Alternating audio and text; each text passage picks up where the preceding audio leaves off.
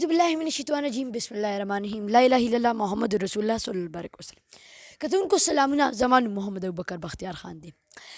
مسلې خو م ډېرې حل کړې، د ډېرو خلکو امداد هم وکړو، خو نن زه د ثواب ګټلو له راغلی یم او هغه ځای زه په داسې مدرسې کې راغلی یم، یتیم خانه م چې کومه د یتیم خلکو له چې کوم له امداد کېږي هغې مدرسې ته راغلی یم. دا مدرسه د یو کس جوړه کړې ده، هغه د خدمت کول غواړي، د خدمت خلک کول غواړي، ثواب ګټل غواړي. خو دا ده چې آبادي جوړه شوه خو سهولیات ورته نشته. سهولیات چې پکار دی څومره سهولیات یې پکې نشته، داسې غسلخانو کې داسې اوبه ټینکي، داسې مسلې بجلي، داسې سامان. زه اوس موجود یم په چت باندې، دلته کې یو کمره وه، اوس زه به لاندې ځم، لاندې به تاسو ته هر څه ماحول وښیم. ماحول یې ښکلی دی خو څه شي نه پکار چې دا شروع کړي چې یتیمانانو دپاره ښه نه ښه سهولیات ورکړي. دا یو ډېر ثواب کار دی او په دې کې تاسو امداد هم وکړئ، ځکه چې دا امداد کوم وکړو نو دا بیا څومره ماشومان په دې کې سبق وایي، دا یې ثواب به تاسو ته میلاویږي.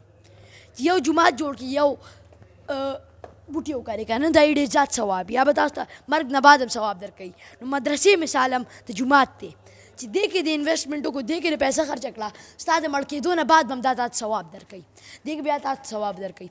دې کې به زه به د عرفان خان صاحب نه تپوس وکړم چې هغې دلته کې ډېر څه ضروریات دي، دا لوکیشن کوم ځای دا چېرته دا تاسو راتللی چېرته. السلام علیکم.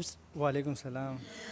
دې ته چې ما څنګه خبرو کړله ضروریات دي، نو د دې ضروریات نه څه مطلب، د څه شیانو ضروریات دي؟ مطلب دلته کې کوم سټوډنټان یا کوم یتیمان مونږه داخل کو که نه، د هغوی طرح کلاسونو کې پکې نشته، بلډنګ خو مطلب مونږه پیدا کړو خو د کلاسونو کې پکې نشته او بل فرنیچر نشته، کومې کورسۍ یا کوم استادان چې هغوی دپاره څه کورسۍ، نو د دې مونږ ته مطلب ډېر زیات ضرورت دی. یو پي ایس نشته، دغه شان د بجلی او د پکو او د سہولیات فرنیچر د دې سامان ضرورت دی. بلډنګ نور ټیک دی، بلډنګ ماشاءالله ښه دی. د دې لوکیشن کوم ځای چې څوک راځي امداد کوي یا څوک چې راتلل خپل ماشومان پکې داخل غواړي، د دې لوکیشن څه دی؟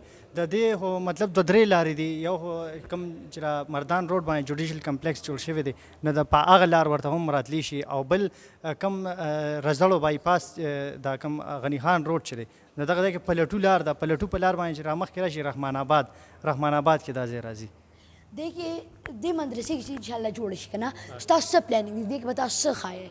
دې کې خو مطلب زمونږ زیات مقصد په دې دی چې یتیمانان کم بېوسه یتیمانان دي او هغوی سکول ته نشي تللی، تاسو به وینئ په کوڅو په دغه کې، نو مونږ غواړو چې هغوی له هم تعلیم ورکړو، د نورو ښه خلکو څنګه چې خلک ښه ایجوکیشن له ځي، ښه ادارو ته ځي، نو داسې به یتیمانان هم دلته کې ښه اداره به وي او هغوی به هم انشاءالله چا نه به کم نه وي، ښه سکول به ښه پوره من هر څه به ورته میلاوي. یقینا دا یو ډېر د ثواب خبره ده.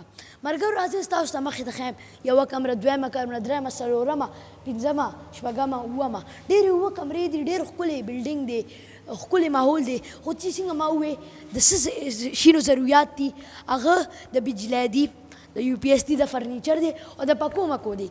دا شین امداد کو تاسو وکړو، ستاسو ته به ډېر ثواب میلو شي. دنده کتلی شئ ښه کلو سپیس دی، ډفرنٹ ښکلی ځای دی. بره وګورئ، بره پکې نشته، دلته کې به نور فرنیچر پکار دی چې نن سامان وکړي.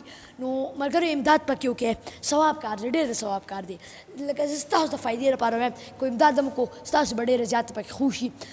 بل ما وی چې مدرسه ښکلی لوکیشن چې هغې کوم وویې نو هغې ته راشئ، که څوک په خپل ماشومان داخلوي انشاءالله چې دا شروع شي نو راشئ او ماشومان پکې داخل کړئ، یتیمانان چې کم وي نو هغې به بیا انشاءالله هغې ته به ښه نه ښه ایجوکیشن میلو شي. انشاءالله په بل انټرویو کې به سره میلاویږم. جزاک الله، والسلام.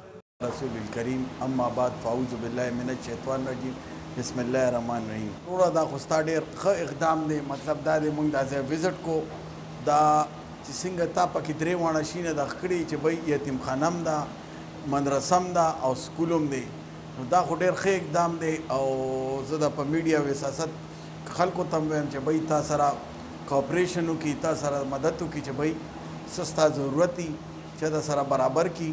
او نور دا ډېر ښه امداد دی ځکه چې دې علاقه کې نه سکول شته نه مدرسه دومره څه شته، نو دا خو ډېر ښه کار دی وکړو او الله دې ته بختور کړي او کامیابي دې پکې درکړي. بھئی ستا دا کار دغه چې خدای پاک یې په خیر خیریت سره د افتتاح دې وشي، دغه وشي او د دې کامیاب شي او دغه شي. او خلکو ته هم وایو چې بھئی ستاسو څه د دغه یي نو ورسره وکړئ ورسره واسطه وکړئ د هغه یي ښه والسلام